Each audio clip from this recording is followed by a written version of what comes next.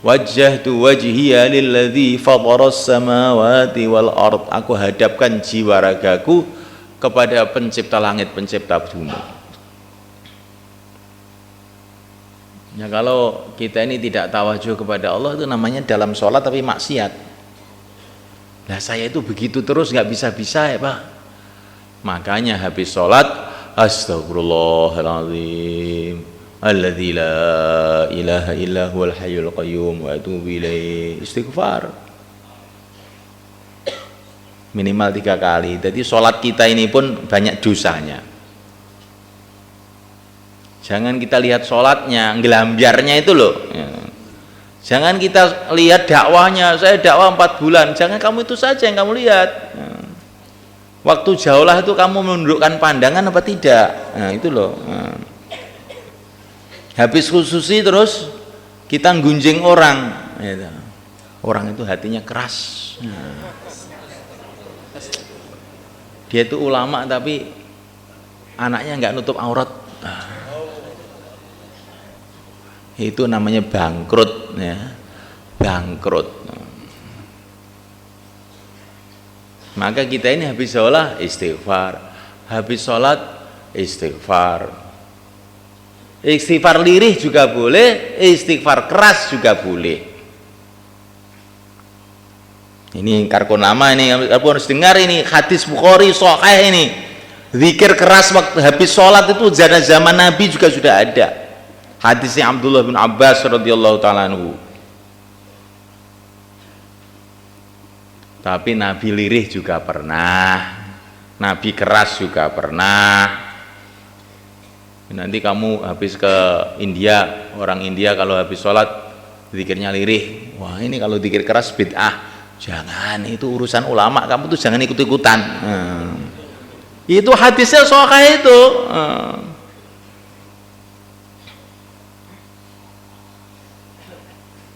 Para masyayikh kita ini menyuruh kita ini untuk menyatukan tertib dakwah, bukan tertib wiridan. Tertib wiridan itu ada hadisnya masing-masing, boleh aja. Tapi kalau dakwah jangan coba-coba kamu bikin sendiri, nanti musibah nanti itu. Insya Allah malaikat.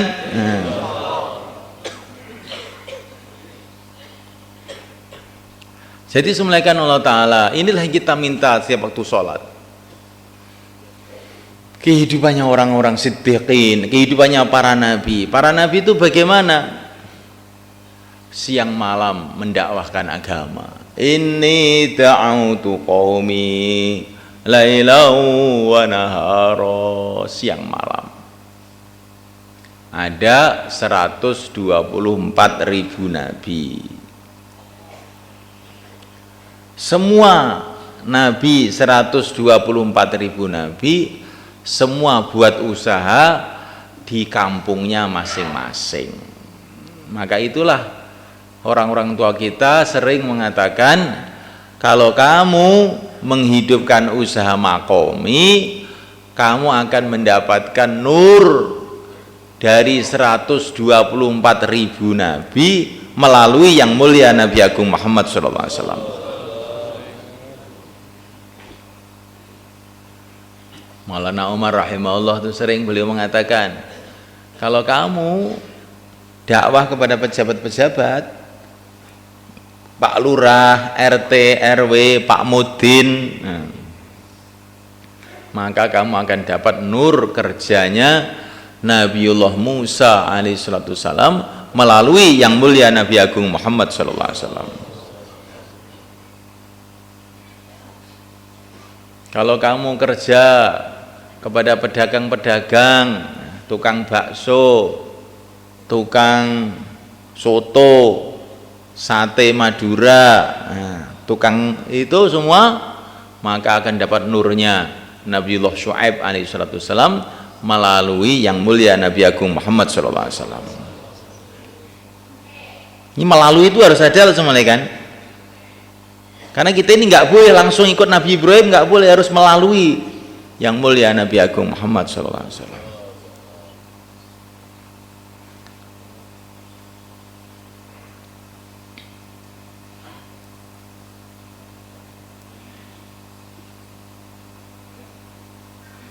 melalui bayan, bukan melalui mimpi. Ya.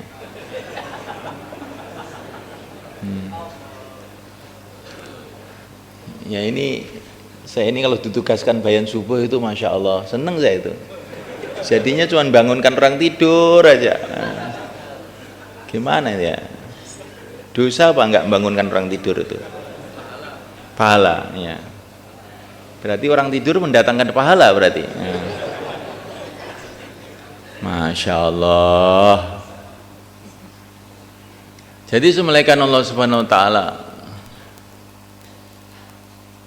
Kita perhatikan nih masalah makomi semelekan. Kenapa orang sudah keluar setahun, sudah keluar 4 bulan, kok kemudian fikir dakwanya hilang? Karena dia tidak buat makomi semelekan. Makomi ini penting semelekan. Yang mulia Nabi Agung Muhammad SAW 13 tahun di Makkah makomi aja. 13 tahun makomi aja, keluar sekali ke Taif dan itu cuma beberapa hari aja. Dari hasil makomi itulah semelekan telah dibentuk orang-orang yang akhirnya menyebarkan agama ke seluruh dunia. Sayyidina Abu Bakar As-Siddiq radhiyallahu ta'ala anhu, ini hasil makomi. Sayyidina Umar bin Khattab, Sayyidina Utsman bin Affan, Sayyidina Ali bin Abi Thalib, Sayyidina Sa'ad bin Abi Waqqas, Sayyidina Sa'id bin Zaid, Utsman bin Mad'un, Sayyidina Bilal, Zubair bin Awam, Abdurrahman bin Auf, tokoh-tokohnya sahabat sof awal, semua hasil makomiyah yang mulia Nabi Agung Muhammad SAW dan beberapa sahabatnya. Maka makom ini penting gak semalekan? Jadi yang menyebarkan agama seluruh alam itu pimpinan-pimpinannya hasil makomi semua. Kita renungi betul-betul ini. Makom ini kita pentingkan sekali. Hari-hari dakwah, ngajak orang ke masjid, sampai di masjid ajak taklim. Udah itu aja. Untuk memulai itu. Sampai di masjid ajak taklim, ajak bicara agama. Hari-hari begitu. Inilah jihad besar. Wajahidhum bihi jihadan kabira. Jihadlah dengan Al-Quran, bukan dengan pedang, dengan Al-Quran, dengan jihad besar. Wajahidhum bihi jihadan kabira. Jihadlah dengan Al-Quran, jihad besar. Maksudnya, ringkesnya, ini panjang ini kalau dirinci, ngajak orang ke masjid, diajak bicara agama. Itulah jihad besar.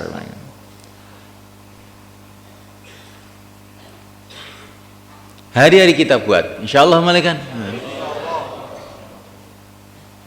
Gak usah rame-rame.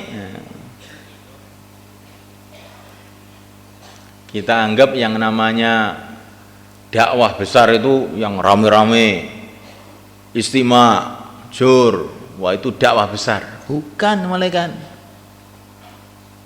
Mendapatkan orang seperti Sayyidina Abu Bakar itu dengan 1000 jur, saya kira lebih beruntung itu malaikat. Mendapatkan orang seperti Sayyidina Umar itu daripada bikin istimewa 1000 istimewa lebih untung itu tuh malaikat. Maka kerja diam-diam ngetuk pintu orang, ngajak orang ke masjid, bicara agama itu tidak kalah pentingnya. Walaupun ini istimewa juga penting juga, tidak kalah pentingnya dengan istimewa yang ribuan orang, jutaan orang itu. Karena ini semua dari ini sumbernya. Ini zaman sahabat. Sekarang di Jawa ini zaman Wali Songo. Ini penting juga diketahui oleh seorang dai, karena kita ini meneruskan kerjanya orang-orang dulu.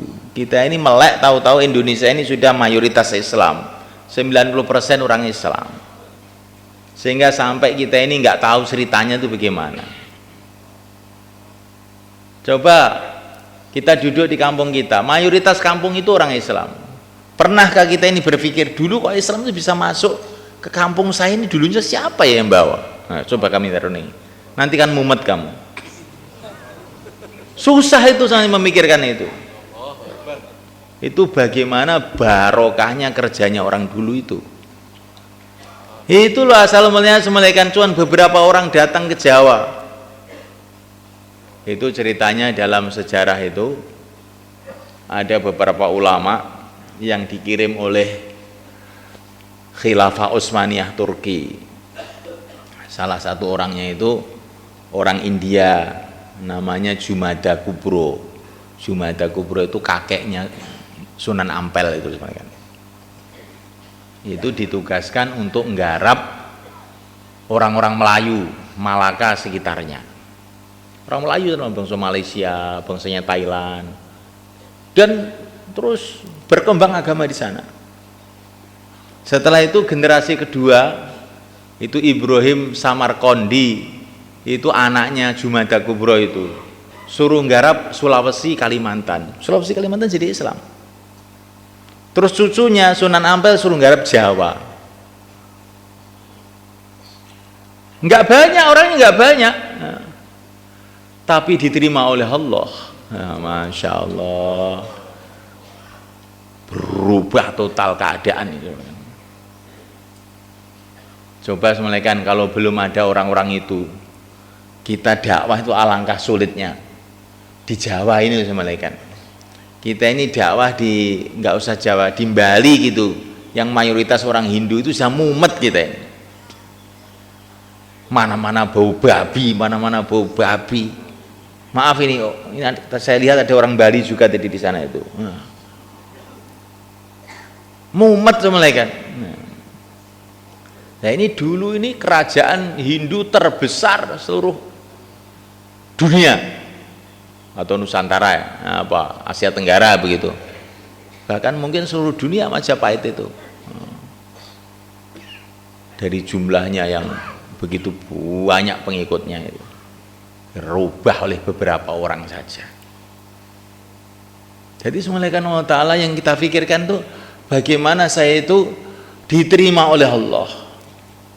Jangan kita ini ditipu sama setan. Pikiran kita, saya sudah 4 bulan, saya sudah 1 tahun. Kamu sudah diterima oleh Allah belum? Nah itu tahunya setelah kita mati pertama. Kedua kali ini malaikat Allah Ta'ala, kalau orang itu diterima oleh Allah biasanya loh, tidak semua orang, biasanya terus bisa menghidupkan makomi. Lah makomi urip ora.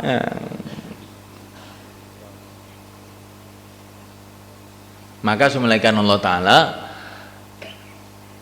ini bukan berarti 4 bulan nggak penting loh ini semulaikan. Nanti 4 bulan nggak penting, yang penting makbul. Saya sudah 3 hari aja makbul lebih baik. Iya, tapi apa lebih parah lagi sudah 3 hari juga nggak makbul juga.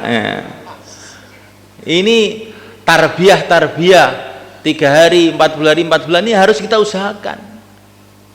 Tetapi jangan kita ini merasa bahwa itu orang itu kalau sudah itu sudah mesti makbul. Tidak begitu. Makbul itu Allah yang tahu. Insyaallah malaikat. Inilah kehidupan yang dicita-citakan oleh setiap muslim, yaitu kehidupan dapat hidayah dan jadi asbab hidayah. Itu yang kita minta. Minan nabiyyin wasiddiqin wasyuhada wassalihin. Kehidupan para nabi, para syuhada, para solihin, para siddiqin, itu semua kehidupan orang-orang yang dapat hidayah dan jadi asbab hidayah.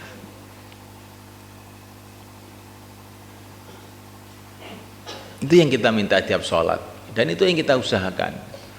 Dengan kita keluar 4 bulan, dengan kita hidupkan makomi, dengan kita musyawarah. Musyawarah sama malaikat. Musyawarah ini penting. Dan kalau sudah musyawarah, apa yang diputuskan musyawarah itu kita terima. Jangan kita khawatir apa-apa, karena keputusan musyawarah pada hakikatnya itu ya sudah takdir Allah, nggak usah kamu khawatir apa-apa.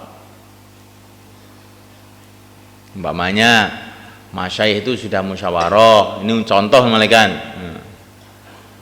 Taklimnya kita fadilah amal, ya udah pakai itu. Taklimnya muntakhab, sudah pakai. Nggak usah bikin pikiran-pikiran sendiri. Ini fadilah amal nih kurang bermutu ini, saya mau bikin sendiri, lebih tidak bermutu lagi, insya Allah. Ini Maulana Zakaria ini bukan orang sembarangan malaikat. Ini muhaddis besar yang diakui oleh orang-orang ahli hadis di seluruh dunia.